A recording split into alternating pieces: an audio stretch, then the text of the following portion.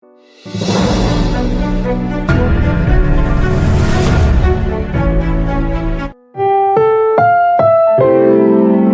programang ito ay rated SPG, striktong patnubay at gabay ng magulang ang kailangan. Maaaring may masiselang tema, lengguwahe, karahasan, sexual, horror o droga na hindi angkop sa Welcome back mga ka-episode. So narito mga dapat nating abangan dito nga lang sa abot kamay na pangarap kung saan dito na nga pinatawag nga nito ni Giselle ang lahat ng mga tauhan nga niya sa Apex at dito na nga niya pinakilala ang bagong finance nga na maghahawak nga sa Apex at ito nga si Eric. Kaya gulat na gulat nga ito nga si Dr. niya dahil hindi nga niya inaasahan na gagawin niya ito ni Giselle.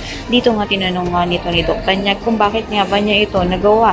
Nasabi nga nito ni Giselle na isang araw itong hiling ng kanyang anak kaya naman hindi niya nga ito matatanggihan upang sabihin makasama niya na nga ito. At ngayon nga nasa Apex na nga ito mga sila Justine at si Eric, meron namang hindi magandang pinaplano ang mag-ama laban nga dito nga sa Apex. Ito na nga kaya ang paghihiganti nila. Ang lahat ng yan abangan natin.